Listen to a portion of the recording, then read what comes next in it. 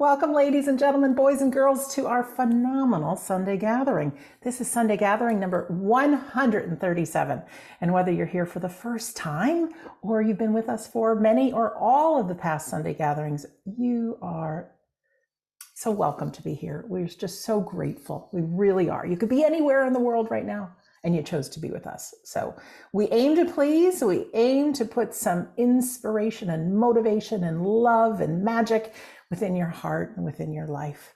I am joined here today with Kerry McLeod and Mr. Phil Dykes. Darren is normally with us, he's been traveling the past few weeks. He has planned our Sunday gathering for today, but unfortunately he is under the weather.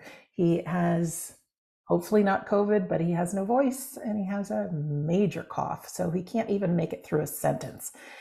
So Darren, we wish you well and we send you our healing thoughts.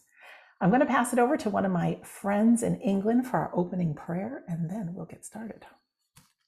Thank you very much, Sandra, and yes, sending our best to Darren. As we enter into this Sunday gathering with that thought about having the wind beneath our wings, or spread your wings and fly, allow ourselves to enter into that prayer, into that silence, and into that sacred space. Divine and ever-present creative force of life, through which we have our very being. We live on this planet, we walk, we breathe, we laugh, and we love.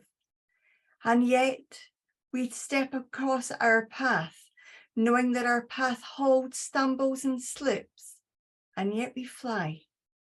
We find that blessing, we find that love, and we find that joy that brings air to our wings and allows us to rise above that life that drags us or draws us and yet takes us higher. Today we will have words and evidence, thoughts and joy that reminds us to take that wind, to fly, and to take a new perspective from a new height. Amen. Thank you very much, Kerry. I will be providing the reading for today and bringing you into the healing segment and then the address. Kerry and Phil will be our mediums and also will be doing the words for the week. So let's start off with the reading. And we're going to give a shout out to our friend Judith, who sent me this story. She thought it might be a nice Sunday gathering theme. So thank you, Judith. And ladies and gentlemen, if you ever come upon a good story or good piece of music and you want to share, this is your Sunday gathering as much as it is ours. So we're always open to suggestions. All right. This story is written by Alan Jones. A long time ago, someone gifted 2 baby eagles to a king. The breed of eaglets was very good, and the king had never seen such magnificent eaglets before. The king was very pleased with this gift and decided to hire an experienced caretaker for them. After some time, the king saw that both of the eagles were now quite big and looking fantastic. The king said to the man taking care of the eagles, "I want to see them fly. Signal them to fly in the sky." Both eagles started fluttering as soon as they saw the signal. But as one eagle was touching the heights of the sky, the other eagle flew for just a few seconds and returned to the branch where it was earlier sitting, the same branch from where he started flying. After seeing this, the king became curious to know the reason of the contrasting behavior of the 2 eagles.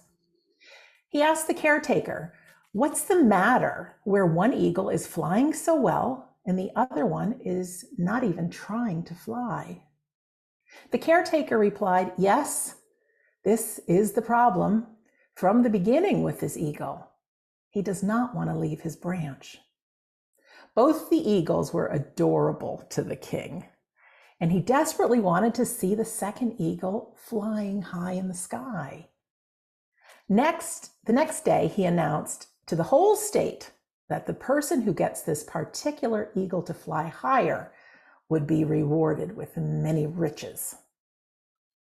After the announcement, Many intellectual and knowledgeable persons came and tried to apply their knowledge to make the eagle fly high. But no one was successful. Even after a couple of weeks, there was no improvement for the young eagle. The eagle would just fly a little bit and then sit down on the branch. The king, too, lost hope and almost gave up. Then, one day, something happened.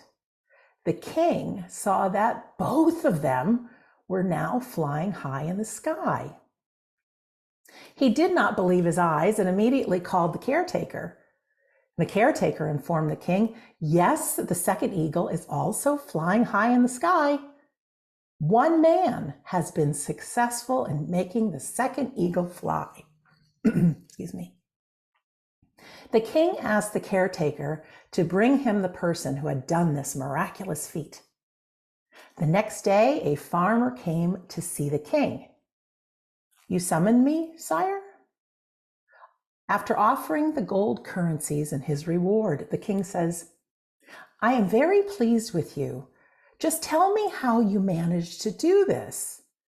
The thing that taxed many of our greatest scholars and highly qualified people, they could not do, but you did. The farmer said, Your Highness, I am a simple farmer. I don't have the knowledge of scholars. After the eagle took off, I simply cut down the branch on which the eagle had a habit of sitting. As there was no branch to return to, he had no option but to fly, and which he did very well. So here are some thoughts from the author. Just as the eagle didn't realize that he could actually fly so high and always liked to remain on the branch, we also sometimes underestimate ourselves and don't realize our true potential. In life, we become habituated of doing certain things. We keep doing what we are doing and we forget about our high-flying capacity. We are all made to fly high in life. But like the eagle, sometimes we prefer to remain on the branch of our comfort zone. After the farmer had cut the branch, the eagle had no option but to come out of his comfort zone and start flying. Only then did the eagle realize its true potential. Great things in life are only achieved out of our comfort zone. Just like a ship is not made to sit in the harbor, the eagle is not designed to sit on the branch. You and I weren't created to live a mediocre life. You are made to fly high in life. There is more to life than to settle for the familiar, the mundane, the comfort zones, or the safe zone. So that's written by Alan Jones.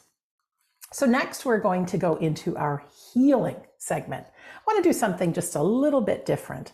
We're actually going to take just a minute or so to, not yet, but to close our eyes and think of those that need healing and send our healing thoughts.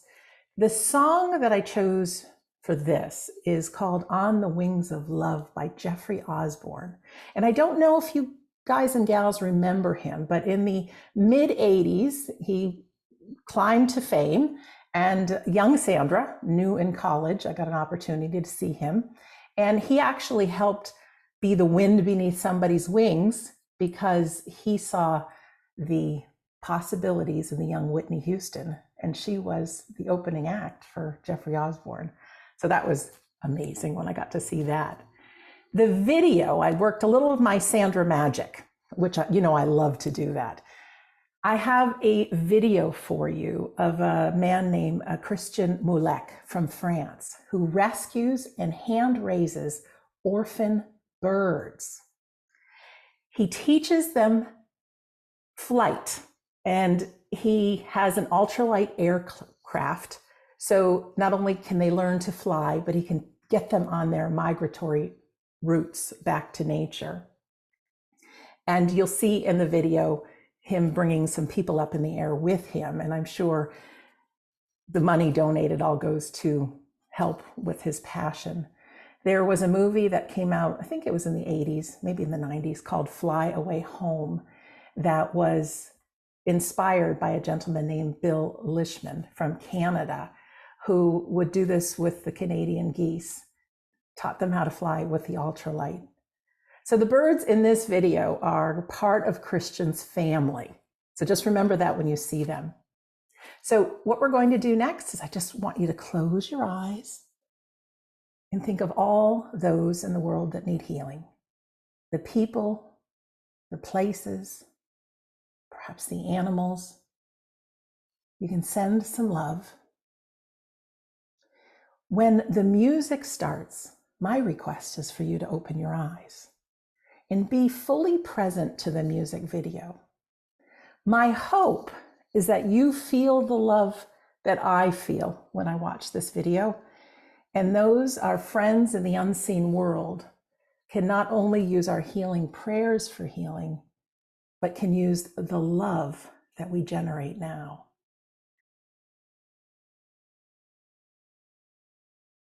I don't know if that video did for you what it does for me, but I have played it 5 times or so, and each time I'm drying my eyes. It is so touching to me. And I'm so moved every time I watch it. And I thought, what is it? What is it that's making me cry? Because they're tears of joy, they are. And what it is, my friends, is it's kindness. The fact that this gentleman saw the need to rehabilitate birds, and many times the eggs were found, and he helped them to learn that they're birds, right? And what they're meant to do, and they are meant to fly. My heart is touched. I am filled with love, and I'm hoping that you feel the same way I do. And I'm hoping that little extra bit of healing, that love that we've shared, can be used in just the right places by our friends in the spirit world. When I think of that video and the movie Fly Away Home, which I recommend that you watch, I think of friends of mine that are part of our Sunday gathering community, Colin and Jessica. They're also part of our Monday class with Scott. They live just about 15 minutes from me. They have a great deal of property, and they found an abandoned turkey nest, and there were some eggs in it. And so they incubated them. And over, I think, just 3 months or so, they had Priscilla, James, and Humphrey, the 3 turkey babies. They fed them, they nurtured them. They took one of their barns and they put some high beams up there so that the turkeys could learn how to roost, because wild turkeys, they sleep in the trees. And what a feat that is to see these big fat turkeys fly into the trees. But they taught them, well, they encouraged them to spread their wings and fly. It was only a matter of time, though, until these turkeys started to venture out a little bit. Of course, they knew where the food bowl was, so they would come back. There are many wild turkeys that roam our lands up here in New England. And so I don't know if it's a flock or a gaggle or what they call a group of turkeys, but soon a group of turkeys came.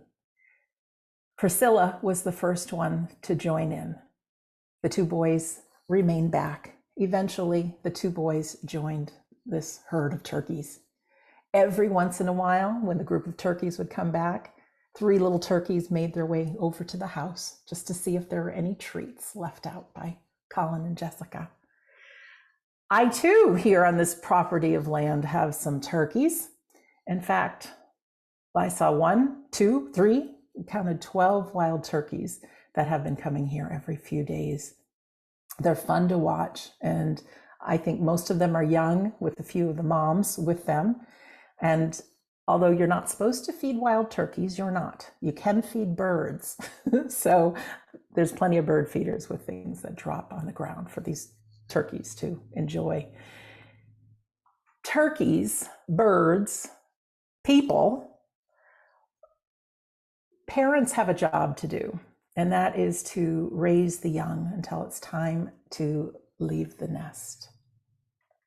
I think about the turkeys and the birds, and we had plenty of hummingbirds that were born here in the woods around us. And eventually it was time for the little ones to fly, and fly they did. And I think about families, and I don't know if you come from a functional family or what they call a dysfunctional family. I think pretty much all families are dysfunctional, which makes us normal, right?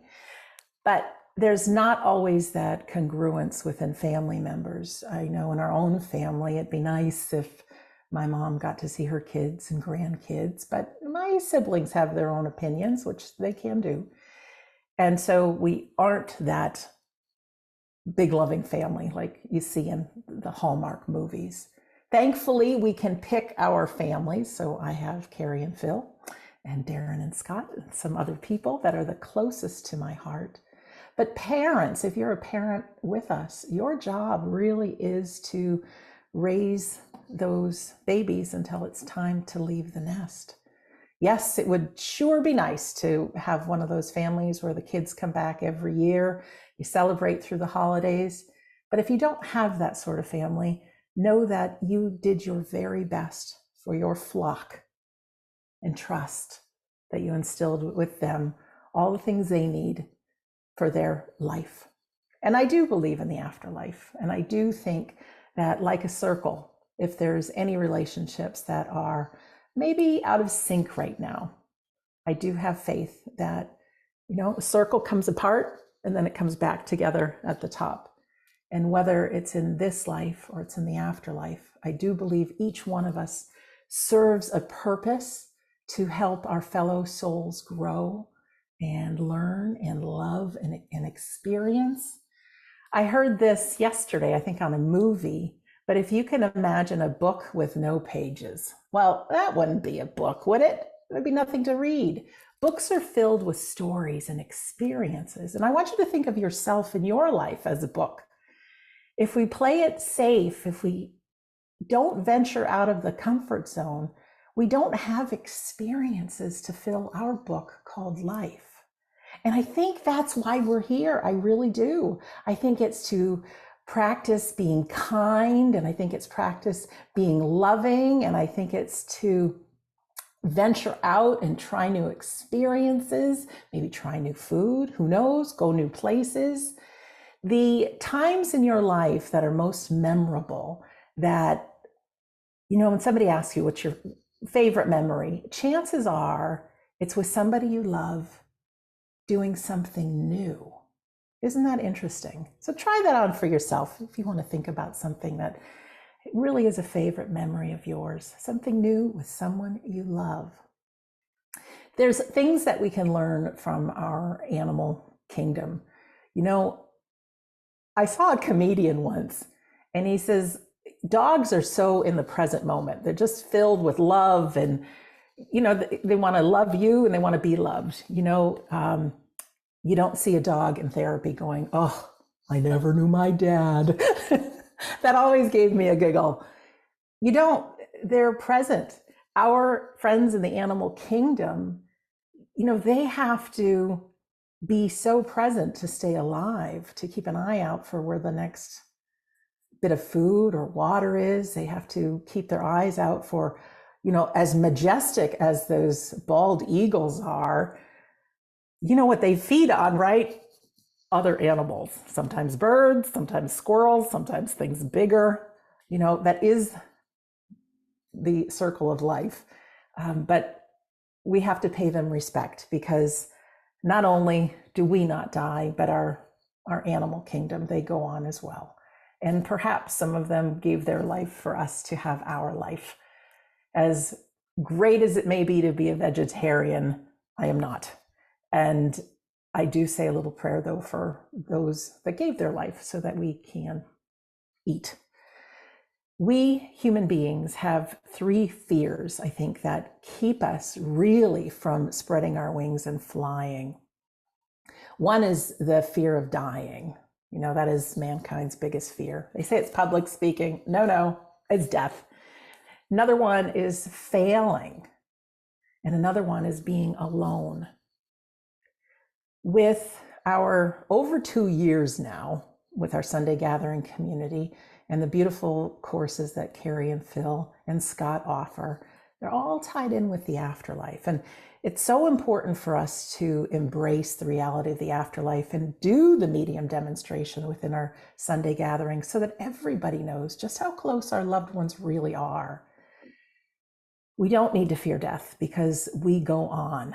Now, it doesn't mean we should be in a rush to get there, because we all need to fill that book up with experiences and love and so many other things. And I think when we get to cross over, we get to look back and all the great experiences that we have. We do have a body when we get over there, and we can look like ourselves or maybe a younger version of ourselves. But here on earth is where we get the physical body with the smells and the tastes and the touches and the sounds and all the feelings. So really embrace them. The other fear, well, two fears. One is being alone. So we are not alone. Around each and every one of us right now, we have the mightiest group of cheerleaders. I believe there's people that have signed up to be by your side in life, be your guides, if you want to call them that, or friends supporting you, planting those little seeds in your mind, little bits of ideas, and can help you on your journey. But also family members. I love witnessing Kerry and Phil doing the medium demonstration to see how close our loved ones really are. They're with us, they support us, they certainly keep their education and soul's growth going on the other side, but they're just a thought away. They can multitask, they can be with us. So we are never alone. And failing is not real, because each and every one of us knows that experiences are good. Failing, it's just one step closer to success. And I know there are people that are looking for their life's purpose. Have you ever fallen into that? What's my life's purpose? I'm trying to find my life's purpose. Give me a book to show me my life's purpose. I don't think you have one as such, as in one life's purpose. For me, I grew up having no idea what I wanted to do. I thought maybe an airline pilot like my dad, or I loved animals. I thought maybe veterinarian, not knowing that you do the tough stuff with animals. And it wasn't until I was in high school looking at colleges that I said, I don't know what I want to do with my life. And my mom said, you cook the most magnificent meals. You make the most delicious chocolate cake. You bake breads, you enter them. There are places called cooking schools, and you can become a chef. And I thought, ooh, I like that. So yes, I became a chef, did that. Then I learned hotel and restaurant management, thinking maybe someday I'd own a restaurant, did that. Then Mom and I started our catering business, cooking for race car teams, did that. I also had a coffee and chocolate store, did that. All going well. And then COVID came, right? And for many of us, it was a push off that branch, like the eagle in our reading. I knew in my heart that I wasn't fully self-expressed cooking for the race car teams. Now, I'm grateful for the job. Don't get me wrong. I think if you are doing something you don't love right now, be grateful for it, because you're able to either save money or it's allowing you time to start researching what's next for you. But with that, I was pushed off the branch, as were Kerry and Phil and others. And I didn't want to land on the ground, I had to do something. And so with my friends here, we created the Sunday gathering and all of our classes, and my heart is filled with love.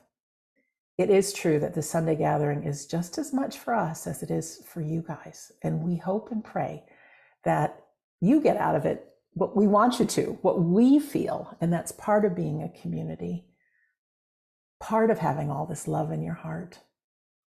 I want to tell you a story about a lady who was pushed off of her branch. My friend Linda had to make a very tough decision and fire a girl, a lady that worked for her. No matter what position she was given within the company, she just couldn't do it. And it broke her heart because she really liked this young woman. And the woman said, please don't fire me. Please, I'll try anything. So Linda asked her, what is it that you love? And so when we think of our life's purpose, what is it you've already been doing? Who is it you've already been being? With me, I'm just somebody who wants to make a difference. I want to play. I want to share my toys. I want to laugh. I want to smile. I want to have fun. I want to give back what I get. So it doesn't matter what field it is. If I can do that, whether it's cooking or Sunday gathering, whatever that is, that's who I am. That's my life purpose. But this young woman said, I've always liked to paint, but I was told when I was young that I'm not very good at it. So Linda encouraged her to paint, find some classes and express herself. Well, you never guess what happened to her. This woman is such a magnificent artist. Her paintings go for hundreds of thousands of dollars a piece. She needed to be pushed off the branch to be who she was meant to be. So what's your passion? What is it that has always been there for you? If you're happy where you are, no problem. Just do a little more of it. See if you can do a little more loving, a little more giving, a little more laughter, a little more breathing life into others. But if there's something that's just been itching at you, go ahead, jump off the branch. Be grateful for what it is that you have. I think gratitude is the key for everything. You can be grateful for your dreams coming true as if they've already happened. Watch how your sails are filled in the direction of your dreams when you start visualizing as if you're already living that life. If we had amnesia and all of a sudden we woke up and we're one of the wealthiest people around and we give to all of humanity, and that's who we thought we were, even though we didn't live that way. Somebody told us, no, that's who you were. Well, you'd start living as that person. You'd start thinking how that person would think. You wouldn't say, oh, someday. You'd share what you have right now, whatever that may be. We can generate that for ourselves. We don't have to wait for someday. You can do it now. I want to read to you one last thing that I found. It's called Lessons from Geese, because we are on the bird theme today. So these are just some things about birds that we can tie into living life. So this is about geese. As each bird flaps its wings, it creates an uplift for the bird following it. By flying in a V formation, the whole flock adds 71% greater flying range than if the bird flew alone. What's our lesson? People who share a common vision, direction, and a sense of community can get where they are going quicker and easier because they are traveling on the thrust of one another. When I read that today, I was just thinking of Kerry and Phil.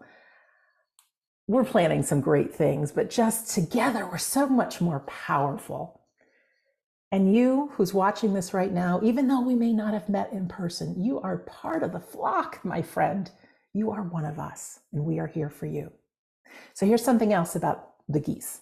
Whenever a goose falls out of formation, it suddenly feels the drag and resistance of trying to fly alone and quickly gets back into formation to take advantage of the lifting power of the bird immediately in front. So the lesson, if we have as much sense as a goose, we will stay in formation with those who are headed where we want to go and be willing to accept their help as well as give ours to other people. Here's another thing.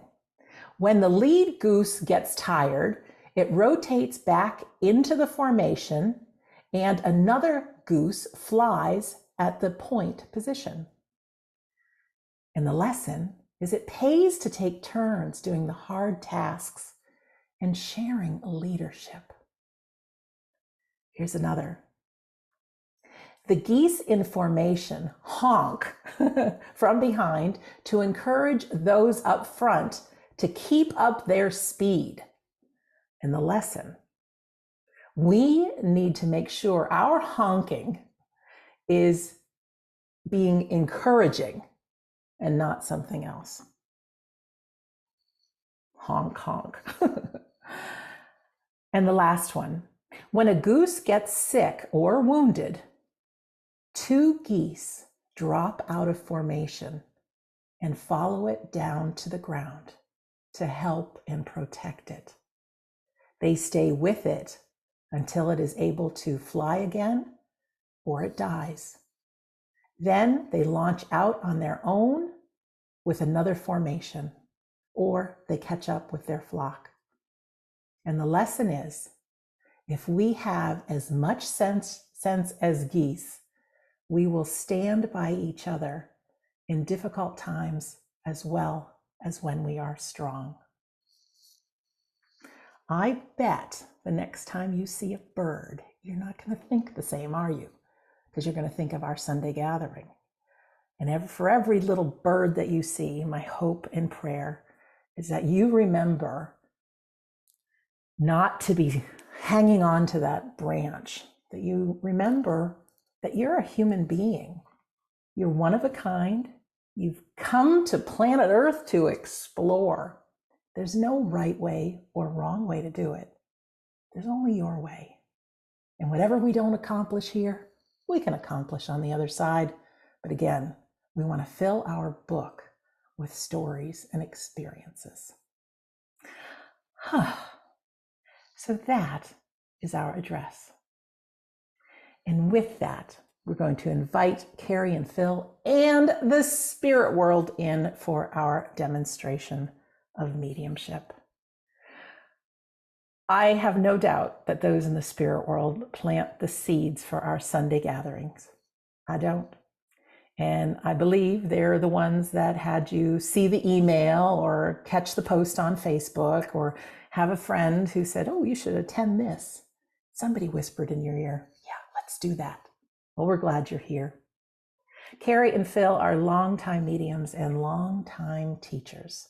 They run our classes every week, and they are committed really to let the people in the spirit world have their voice be shared again. So through their mediumship, the friends in the unseen world will get an opportunity to speak again. If this is your first time here, or you've been here before, this is how the next part goes. A spirit person will come to Kerry or Phil and talk to them in their own special way. Now they work through our thoughts, our feelings, memories, and they'll put pictures and feelings within them. There'll be a few brief bits of information that Kerry or Phil will give about the person that is connecting with them. They're going to verbalize that to all of us. And we want you to be on the edge of your seat and really listen in. Is this a person that you know? Now, it's got to be a person that no longer walks this earth, but it can be a friend, it can be a loved one. Sometimes it's someone a little bit distant. So really listen in. If you can understand 100% of the information about this person, we want you to press your raise hand button. Now, this is always audience participation, so find that raise hand button, then do me a favor and press it right now. No matter what kind of device you're on, press that raise hand button. Very good, very good. And now it should say lower hand. So you can press it one more time so your hand goes down. Now, those of you who are out for a walk or maybe multitasking, sometimes it happens you don't realize it. You're pushing your raise hand button and we think that you're listening in your getting this information. So just be very cautious that you don't accidentally press your raise hand button. It may take a few minutes, but there'll be a person or people left with their hand raised who can understand 100% of this information. And I'm going to press a special button on my side, and I'm going to ask you to unmute yourself. Can't see that button just yet. If you are somebody that works with Kerry and Phil, or if you work with any medium in the future, I think it's very important you just give one of a couple of responses. When they give some information from the spirit person or about the spirit person, all we need from you is a yes or no, or maybe an I don't know. I know it's so easy to get excited because you want to share about your loved one, but we don't want you to do that. Just yes, no, or I don't know. We want everyone to be aware that they are working with friends in the spirit world, that you didn't volunteer this information, okay? Now, you see, it's just Kerry, Phil, and I that are doing our Sunday gathering today. And behind us, there could be 200 people watching this in our community right now. Spirit world works the same way. There's a handful of them that are going to come forward on behalf of all the people in the spirit world to let you know that your loved one is around. I know each and every one of us pray every week that let it be my loved one, and it may not be, but just behind the person talking and to your left and your right are your loved ones here, letting you know that they're right with you. When you hear one of these readings or you hear some of the messages, pull it towards you. Because just like my address and the words we're going to hear from Kerry and Phil a little bit later on, they're designed for everyone. So if you can take some of the inspiration and message from the person in the afterlife, do so, because they are working on our behalf. What we always like to do is play a bit of music, and it's just a time to feel good. Imagine your loved ones right around you right now. The ones that maybe can't be with you here today, that are alive, but also the ones that no longer walk this earth. Their love is so strong. I tell you what, they've done a human life. They know it's tough, but they also know how easy it is to love. So it really doesn't take anything. You don't need to invite them because they're already here with you. The video is a different kind of flying. It's taken from the Greatest Showman film, and it's flying on the trapeze. So I think you may know this song. It's a favorite of ours, but let's just soak in the love of our friends and family in the unseen world. Put a smile on your face if it's not already there, and enjoy. And we'll be back with Kerry and Phil.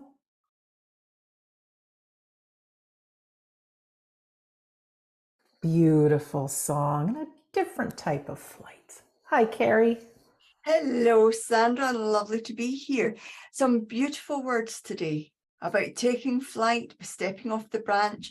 When you were doing your reading, I said, I bet the farmer went and cut the branch. And you said he did. So I obviously think like a farmer. It is absolutely lovely words, and it's lovely to be here on the Sunday gathering as we talk about taking flight and as we talk about being that trendsetter that's out front doing something new. And I have to say, yes, you're out there with them, Sandra, because you have done a lot within that path. I'd forgotten some of the things that you'd done and you'd set out to do. And it's really interesting that those stories you gave about the geese. I did not know what all the honking was for. I just thought it was to tell us humans that the seasons were changing. I didn't actually realize they were cheering on the person at the front, the geese at the goose at the front. So as I begin to work with the spirit world, I know that they come in on this sense of having the wind beneath our wings, because I know the spirit world are there to support us. And I know I have Dad here. And as Dad begins to work with me, I know that Dad would have had an incredible ability to hide things from his family. I do feel I'm reaching out to daughter. I do feel that Dad might have had an apology or two to say about the way he behaved, perhaps. And I know he might have had the odd, he would have preferred the odd alcoholic drink as opposed to the cup of tea or the cup of coffee. And I do feel that the name Peter would feature in here with Dad. Would that make sense to anybody in our audience? Thank you, Kerry. All right, ladies and gentlemen, if you can understand this information, although Kerry said reaching out to daughter, we have 2 with their hands raised. Okay. Three with their hands raised. And of those people with their hands up, all of them would understand all of the information, first of all, but also that Dad must have not been the kindest of men all the time. I do feel there might have been a little bit of him being sparing with his caring. Thank you, Kerry. All right, we've got some hands that have gone down, and we have Patricia and Brooke, both with your hands still raised. And both of them understand the name Peter. Would one of them understand Peter either being Dad's name or uncle? We are bringing in Patricia because Brooke's hand had gone down. So Brooke, just keep listening in. Patricia, hello. Hello. Hi, So nice Patricia. to talk to you. The You Peter as is well. not, You it's not his understand it? name. No, it's You not his understand, name. Patricia? or All I need from you is a yes or a no. You Okay. understand all the information I've given? Yes, Okay. And would Peter be your dad's name, Patricia? no, But it is a relative of your dad. yes, Okay, because I do feel they went close together. With your dad, though, there must have been a real sense of him. I said he was sparing with his caring, but you would understand why he would present that way, Patricia. yes, I do know that he would have had differences, different ways he would appear to people in terms of his behavior. yes, I know that he would have I know that he would have had a position of authority within his work. yes, And I know in that position of authority, he would not have been questioned, even though sometimes he should have been. yes, I know within that position at work too, there would have been occasions where his people at work would have joined him at home. yes, And at those times, Patricia, family would have been asked to step aside. yes, But I feel the two do not mix. I do feel with your dad as well, there's an incredible sense of dignity with him. So he was one for appearances and being able to be dignified. yes, But I know that he didn't necessarily give that dignity to everybody in the home. correct. I know with your dad, there is this sorrow that sits within his soul. Because as well as I can feel this part of your dad that was unquestionably uncaring at times, I know there's also this part of your dad whose soul is remorseful and feels the pain that he shared with others. Yes, I know that that on its own isn't evidential, Patricia, but I can't not share this with you. I have a sense with your dad too, that he would have had an incredible ability to portray one person over a long period of time. yes, And Patricia, would you know your dad would have had worked in the Boston area? close. Yes, Okay. And your dad must have also had a selection of caps. yes, And one of those, I do not know the name, but it would have been the Boston somethings. but I'm not sure. Because I see the cap and it's got the Boston. I don't know anything about baseball but I know there's this is within his mind. Would you know, Patricia, where you went to a baseball game with your dad? Not live, Okay, but on television. okay, yes, so you would have memories watching baseball with your dad. absolutely. Okay, because I can hear him cheering in the background. He must have been an avid supporter. I know Yes. too that at those times there was a change in his personality from the start of the game to later in the evening. Yes. And you remember the start of the game as being your favorite part, Yes. because that was a time where Dad and you were cheering and were loving and were in that moment. Please know, Patricia, that your dad remembers those moments through your memories as well. He sees and he hears and he senses what you experienced. This is where part of the sorrow comes from your dad, but also some of the love, because he realizes he missed out on so much love from you. Thank you, Kerry. And he knows that he was not able to share that love with you in the physical world, but please know that there is abundance of love coming to you from the spirit world, from your dad. Thank you, Kerry. There's an incredible healing that is happening with your dad at this moment, because part of him is able to let go slightly, because he said his piece and he will never not have that to say. But he knows that he has taken a step because you've taken a step with him in these moments, Patricia. So thank you for allowing me to do that for your dad and also for you. Thank you, Kerry. Thank you You're so very much. welcome. Thank you, Kerry. Thank you, Patricia. Okay, I do feel like I have another gentleman here, and I do feel his name is Jonathan. I do feel that the gentleman would have passed to the spirit world very, very quickly. And I do feel I'm reaching out to somebody who isn't necessarily family as in blood family, but I do feel I have almost like a brother, best buddy, best friend feeling here. And I also need to say that whoever this is would have spent time with this gentleman, who I believe would be Jonathan. And I wouldn't be surprised if you also had okay, I'm just saying, you better be right, in the armed forces as well, in the army, because I feel like I'm reaching out for a buddy who had my back. And it feels like there's geese that are honking. This is the sense that this gentleman comes in with. So does that make sense to somebody in our audience? Thank you, Kerry. We'll let everyone have some time to think about that.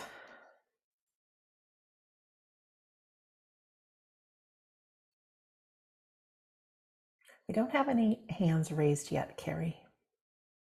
Okay. Then if this gentleman isn't called Jonathan, would we have a Jonathan in our audience who would understand this gentleman in the spirit world?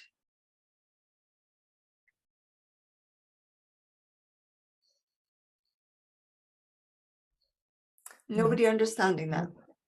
Okay, because I know I can't drop this Jonathan as squaring very firmly in this contact. So I want to speak to somebody who would understand the name Jonathan, but also understands a gentleman in the spirit world who you would have spent time together with. And I do feel there is a military understanding, or you would have been together in work and worn a uniform. There's a very military feel here, but I do feel his passing was very quick. Thank you, Kerry. All right, friends. This might be a time where you think out of the box and go down memory lane.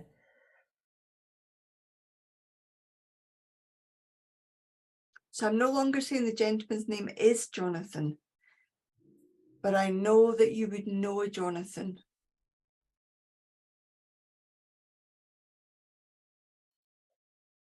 No hands raised, Kerry.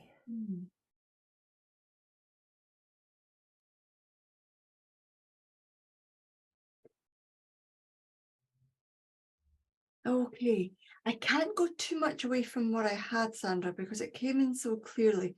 So somebody in our audience, and we've got to allow for people multitasking or being away from the phone or having their screen off and not really paying attention. So we always leave room for somebody who's awake making a cup of tea.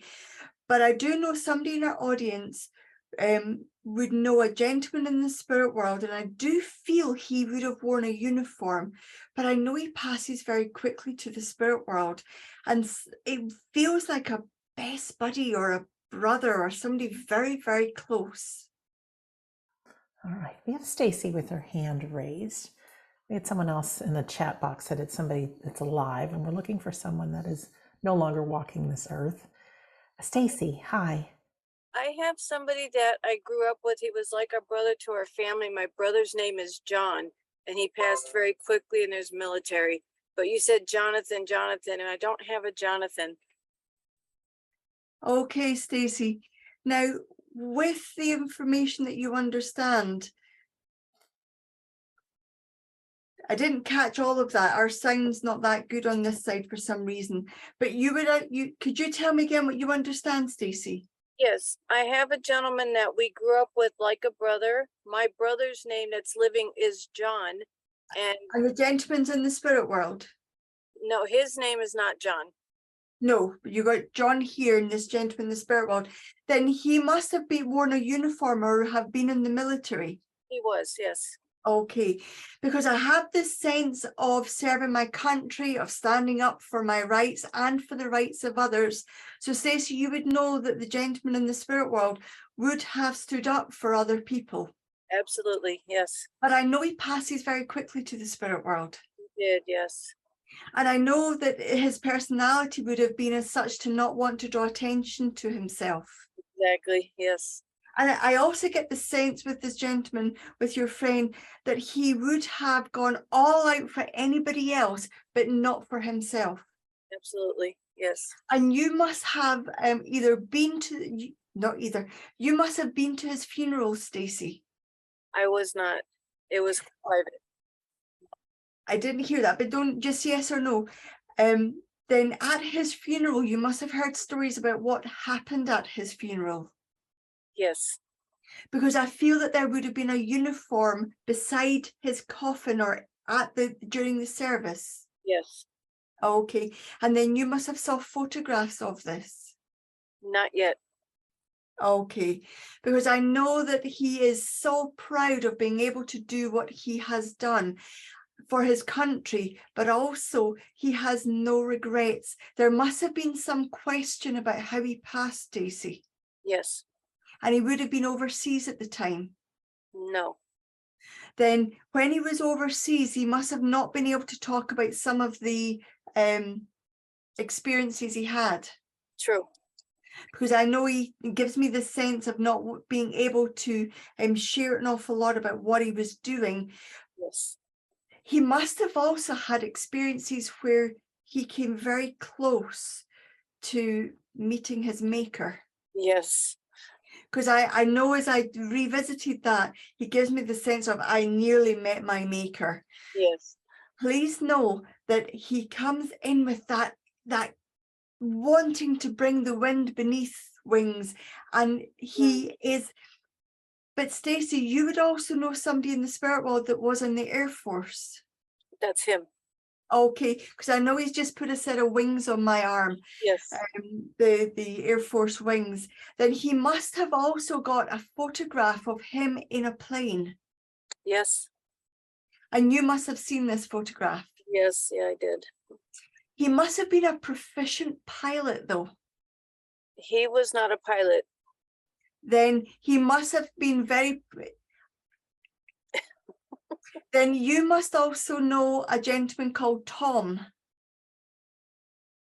Oh, gosh, yes. Not well, but yes. Okay, because I know he brings in those people, and I know that this Tom must have been a pilot. Okay. I believe so. I'm not recollecting. I get the sense from your friend that he is bringing this forward, not only to put the wings beneath your wings, the wind beneath your wings, but also to bring you that resilience and that ability to stand up for what you believe in. He's heard you having conversations, and he knows you have been more outspoken of late than before, and that you're finding your voice. You would know what he's talking about. Absolutely. Yes. And according to him, he likes the voice that you're having and that resilience you have. But your friend, when he had his uniform on, stood for what he believed in. Yes, very much. Yeah. And he's asking you to do the same. Okay. I'm working on it. I'm going to say thank you very much, Stacey. Thank you Thank so you very much for letting me do that for your friend and for you. I'm gonna let my brother know, so thank you. You're very welcome. Thanks very much, Stacey. Thank you, Sandra. Ladies and gentlemen, I'm now going to pass the hot chair to Phil. Oh, the hot chair. Thank you very much, Kerry, for your love of humanity on both sides of the veil. And welcome to the hot seat, Phil. I've got to say, it's not very hot. It feels rather cool where we are. That's fine. So, hello, Sandra. How are you? Great. Thanks, Phil. You know, it's always amazing. I wasn't ready to work, and Kerry said, I'm just going to hand over. It's like, oh, sort of thing. Because I always get engrossed in watching Kerry work, but listening to the stories that get told, it's absolutely fantastic. So, hello, ladies and gentlemen. It's absolutely a pleasure and an honor to be here working for the Spirit World once more with our delightful Sandra Champlain, one of those people that just goes above and beyond to help everybody in so many different ways. So I'm just going to let my mind drift to the spirit world and see what comes our way. As I become aware of the spirit world, I know here I have Mother, and I want to talk about Mother being called Mary. And I know that Mary, Mother, would have been a very strong lady. And I also believe that she would have been either a teacher as well at one time. And I'm just let me look at this for a second, ladies and gentlemen. I feel that she would have taught subjects, obviously, but I also feel there's either religious studies or she worked in that religious field as well. So I know I have Mother, I know her name should be Mary, and I know that she would have worked either within religious studies or within that religious field. And I'm not talking about the Mother Mary. Thank you, Phil. All right, ladies and gentlemen, who is Phil talking to here? Raise your hand if you can understand this information, please.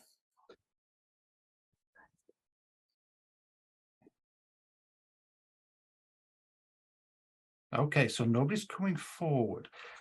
If I'm wrong with the relationship, somebody must have Mother in the spirit world, but there must be an association to the name of Mary in some way. Okay, Lynn has her hand up. Oh, and Michelle as well. Okay, because if I'm not with Mother, I feel that Mary's either grandmother. Would this make sense to the two ladies you've mentioned? Oh, we might need to revisit the information because more hands are Okay, going up, that's fine. Phil. So can we drop everybody's hands then, just for a second? Yeah. I want Mother in the spirit world, but I also feel I want the name of Mary there as well. And I do believe this should be grandmother as well. But I know that Mother would have been a teacher, but had that involvement in either religious studies or within a religion itself. Okay, thank you. Now, Diane. And I just see Terry, you put up your hand as well. Let's hear from Diane if we can. Okay. Got Terry as well here. Hello, Diana. Hi, Phil. Hello, my mother's Mary. Nice to see you. Nice to see you too. So you understand your mother's Mary. Would you understand she used to be a teacher though, Diana? Yes. And would I also be right in saying with your mother, there would have been either, were she taught in either a school or something, or like a Sunday school? No. Not in a Sunday school. No. Bear with me there. But would I be right in saying there was either, were she taught religious studies? No. That's fine. Just hold on a minute. Can we just stay there, Diana? Can we bring Okay. Terry in that you mentioned as well, Sandra? Yes. Terry, if you could press your unmute button. Hi, Terry. Terry? Hello? Yes, we can hear you. Yes, yes. Welcome. We can hear you, Terry. Do you understand what I've said? Yes, All of it? yes. That's fine. So mother in the spirit world, her name's Mary. No, my grandmother's name is I Mary. should grandmother, so it's the opposite way around. But would it be right in saying your mum was the teacher? Religious. That's teacher. fine. That's what I want. So Diana, please listen in the background. I'm not saying I'm not with you, but just listen, just in case. Would you understand then with your mother that she was quite a strong-minded lady? Yes, And if I said that she was very passionate about her work, yes, but I also feel that she's not just where she worked, but also as a mother, her role she took very seriously. yes, Because it feels where I want to talk about morals, I want to talk about ethics, and it just feels I want to do, not just do it, I want to lead the right way. yes, Because it's almost where I have to, where your mother would have chosen her words very carefully. at times she could be very passionate. Because I know here it's almost where I've got to be very deliberate with my words, but I also feel with your mum, where she was strong-minded, she liked to lead from the front. Do you understand? At times, At times, because I know here, if I said, I'm going to say it a slightly different way for you, Terry.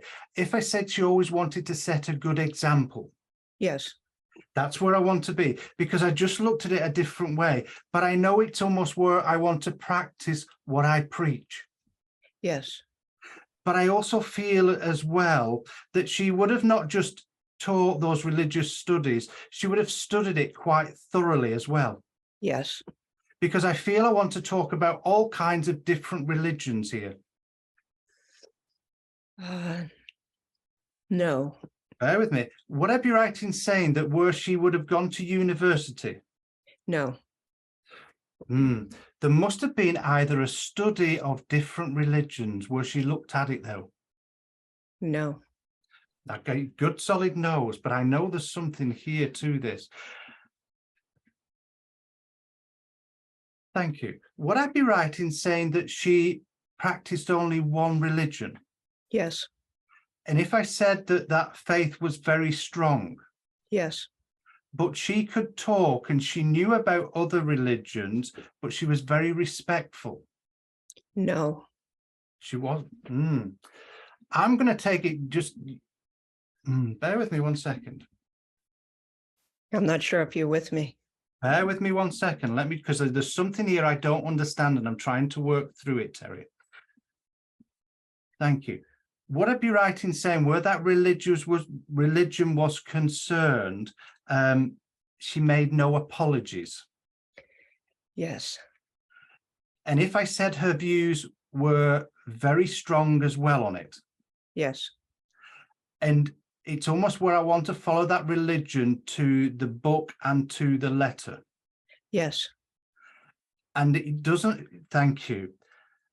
Now I understand her a little bit more. It's almost where I don't tolerate and I won't engage with any other thought. Understand?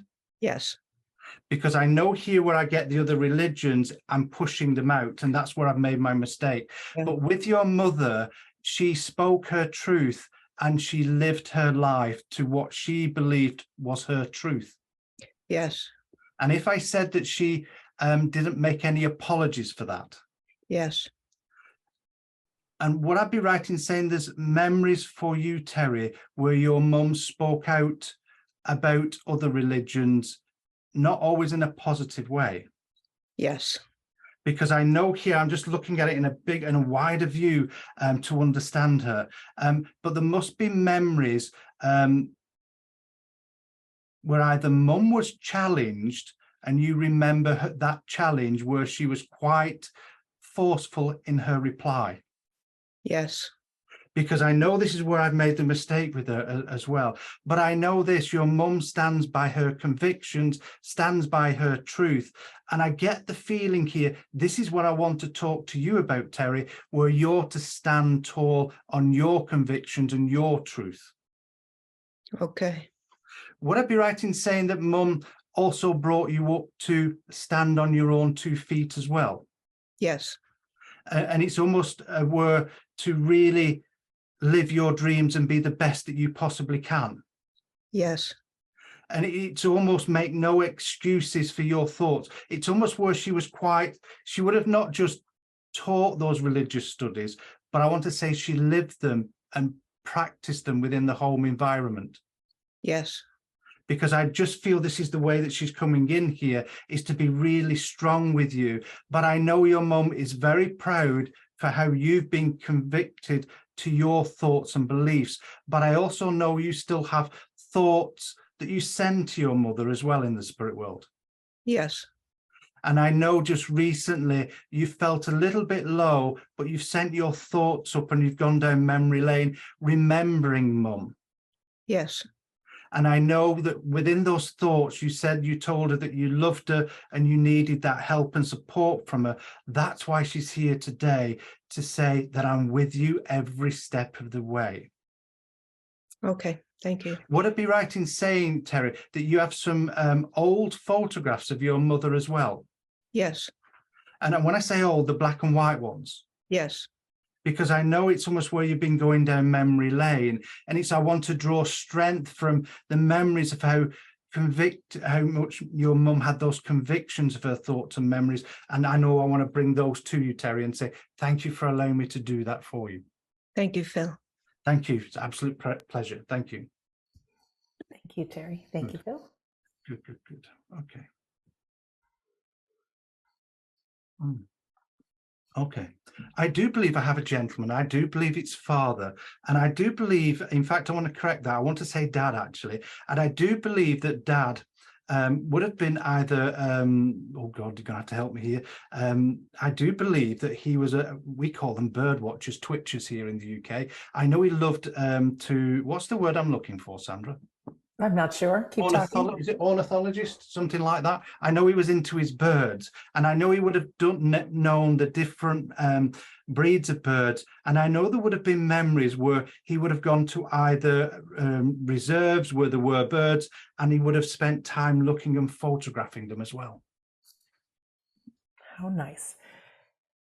Ladies and gentlemen, who can understand this information? Please raise your hand, your virtual hand.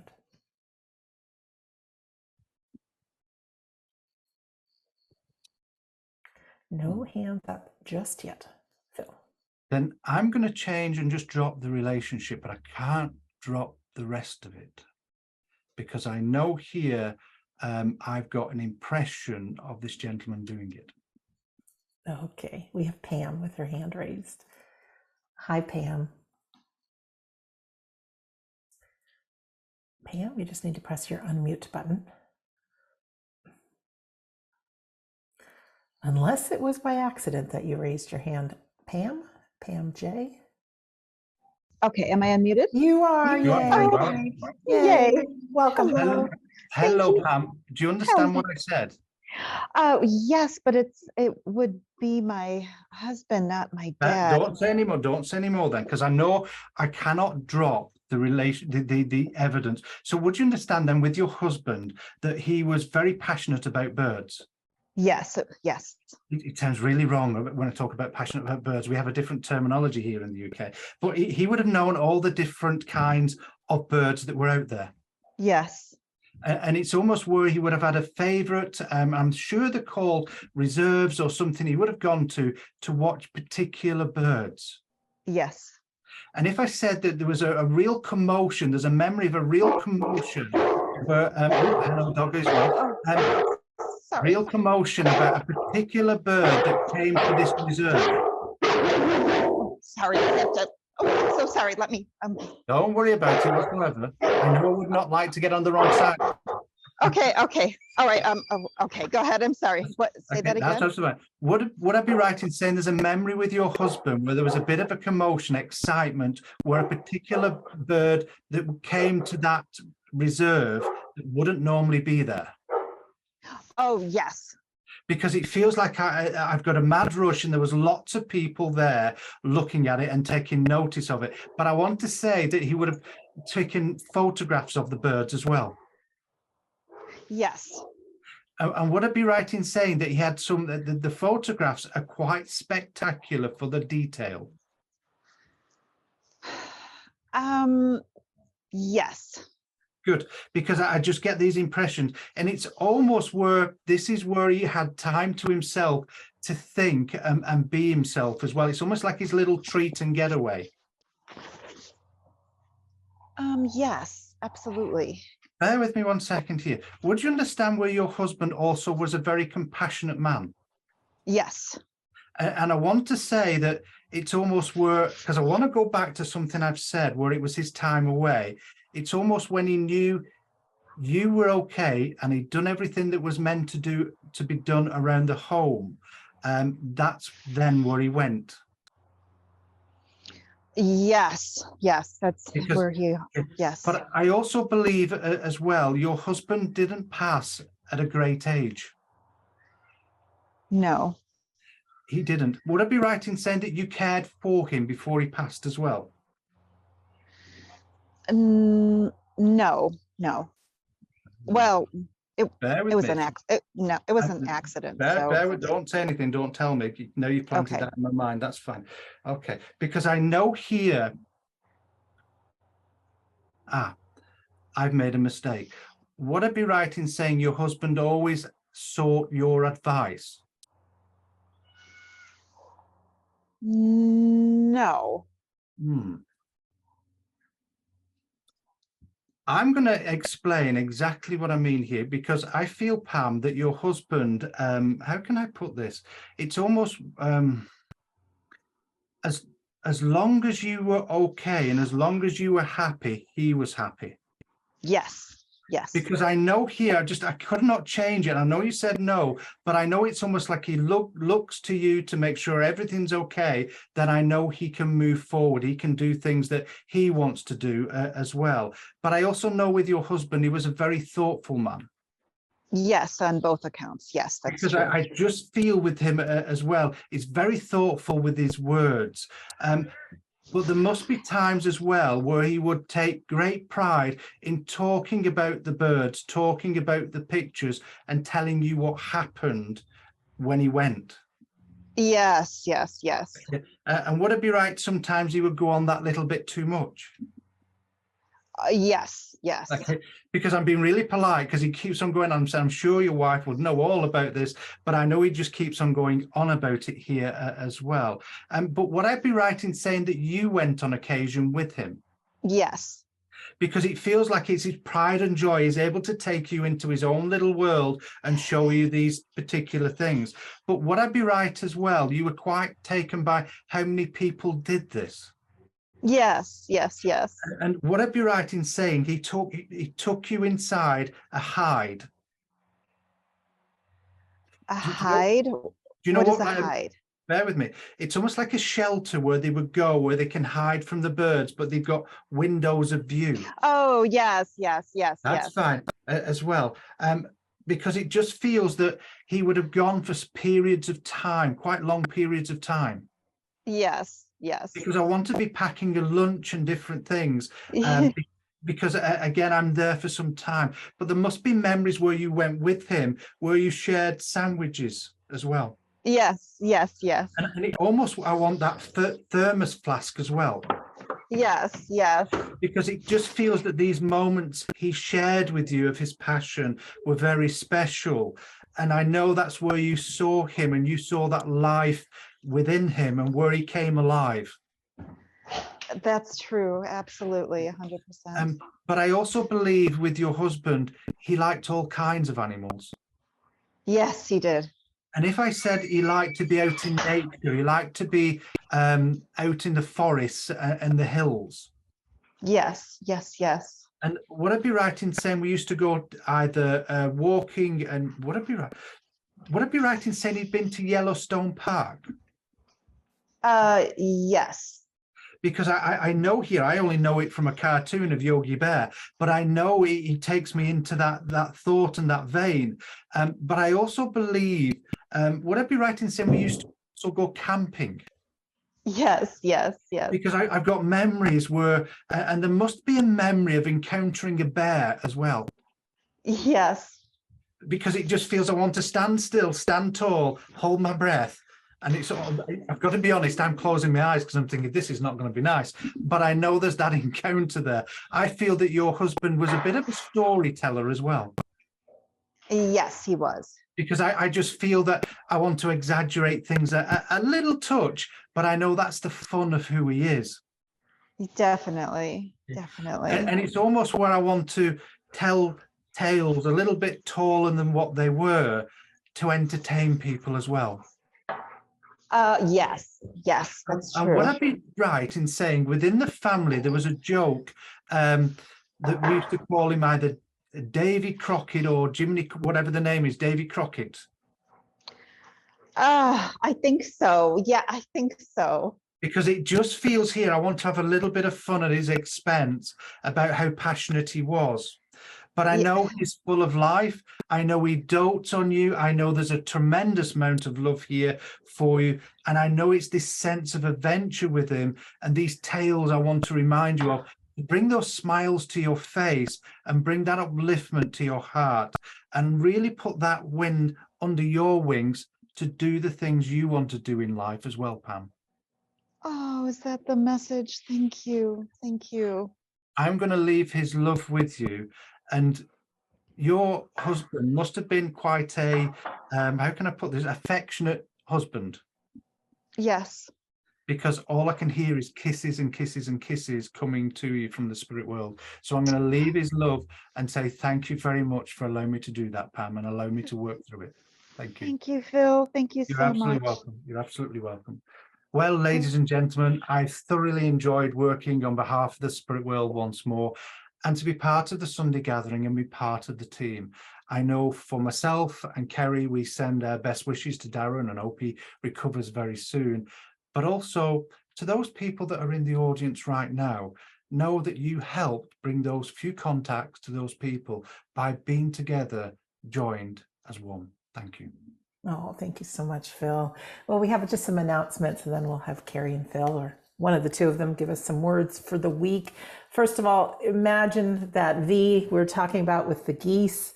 You may feel like you are flying solo, but there is wind beneath your wings. You've got us, you've got friends, I hope, and family members, but you also have your loved ones. They are so close. If you can recall a special time with them, talk to them, remember them healthy, whole, well, wonderful. That's the little calling card saying, be with me here, and they truly are. They work through our imagination. So be present, pay attention to the thoughts and feelings. So we've got some things coming up that you might be interested in. We just started our at-home classes. You can join Scott Milligan and myself tomorrow for Trance and the Altered States. It's an opportunity to learn to slow down and be with our inspirers and our loved ones. Tuesday, Kerry and Phil have a beautiful course called The Empowered Self. Times are tough. We all know it. And it's a great opportunity to have some beautiful coaching with them. They just really some incredible things that they shared on this past week's class, but to support you with your soul, with the spirit world, and really fill the book of your life, like I said, with experiences. Your soul wants to learn and grow, and it's through the tough times. So that's Tuesday. Wednesday is psychic development. Each of our classes are running 7 weeks between November and December because we've got the upcoming holidays. Psychic development class is a wonderful opportunity to just be in touch with how your soul communicates.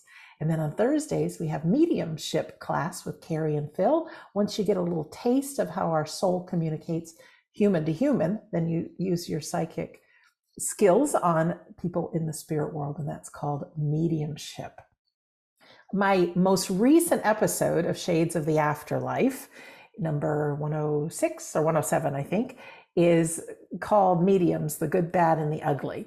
And you'll hear a very open and honest conversation with Kerry, Phil, and myself, busting some myths about mediums. So we are all inspired by mediums, but we want to make sure that you know what's good and not so good. So if you want a little entertainment, but some good knowledge, our home base is wedon'tdie.com. At the top of the page, you can click on radio shows and just scroll down a little and you'll see the latest episode on that. You can also join our community. Click on the Facebook group there. You can click on the Sunday gathering page and you can watch past Sunday gatherings. You can register for next week's Sunday gathering. And you can also go to the store button and see what's coming up. This Friday, we're back with Scott Milligan for In the Arms of Eternity, which is a beautiful healing and demonstration of trance mediumship. For our medium people that are with us, November 12th and 13th, Kerry and Phil are doing a 2-day online course called The Complete Medium. And then if you want to be someone to see Kerry and Phil live and in person, they will be in Canada, just west of Toronto, November 29th through December 4th, in a town called Cambridge, Ontario, for the Galt Gathering. You can find all details for everything at wedon'tdie.com. It's our home base, like I said, and just a shout out, thank you for our friends in our community that have donated towards our Sunday gathering to make it possible. And then one more thank you to Judith for sending me that beautiful reading that became our theme for today's gathering. So over to my friends in England for the words of the week. Thank you very much, Sandra. It has been a delight to be here, be part of something that is about putting the wind beneath each other's wings. And I'm still enthralled about your geese stories, Sandra. A lot of it makes so much sense. When I've heard you talk about the geese and about them honking from the back to keep the person at the front motivated, and about how the air from the wings gives a lift to the person or the geese to the side. Imagine if we took that as a human race, whether we were always cheering the person out front and that sound people recognized, and we were always supporting the people that were behind us, out of sight, but there nonetheless. Wouldn't we be a better civilization? I'm sure we'd be able to make a difference. If we were to do that on the Sunday gathering and through the week to come, if we start doing that and people ask, why are you honking? You can say, I'm cheering you on. So go honk. You know, I'm very tempted to honk, but I'm doing everything to resist, ladies and gentlemen. So actually, I thought the honking was about slow down, I can't keep up. But there we go. We've found out the truth now. But actually, I remember many, many years ago, my father, luckily I've still got him, where he said, you know, Phil, go and spread your wings, go and fly, go and be the person that you're meant to be. Well, at that age, being a teenager, we don't really know what we want to really do. Or some of us don't, and some of us do, I suppose.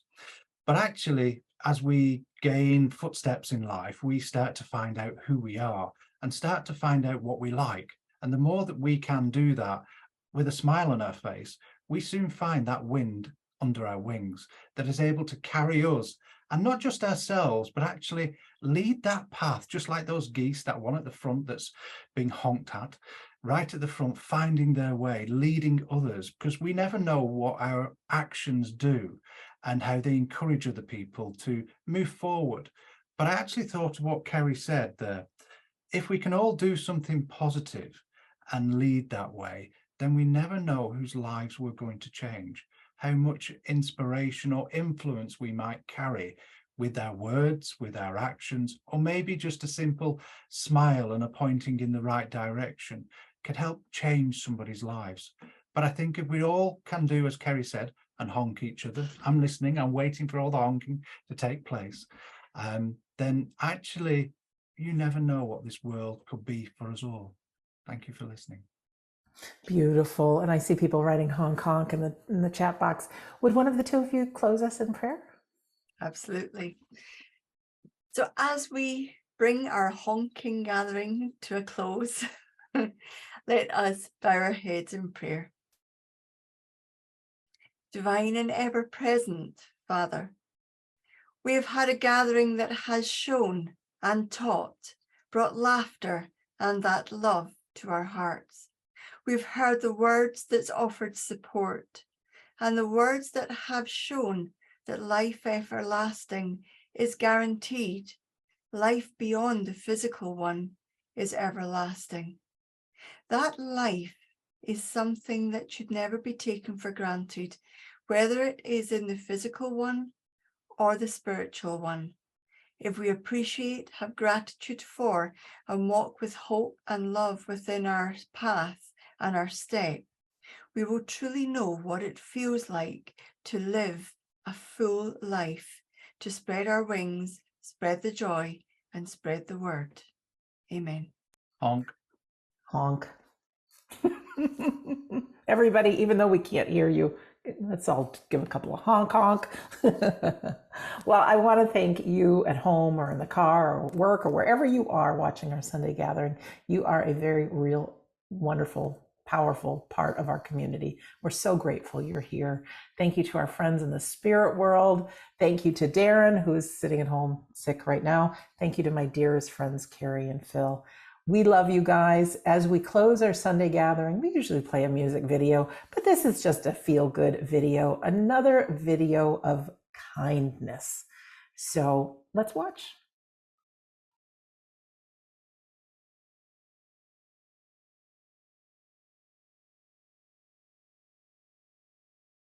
Well, all we need to say is go be kind, because you get out just as much as you put in, you get back. So we love you. Mwah. And we will see you next week. Thank you, everyone. Bye.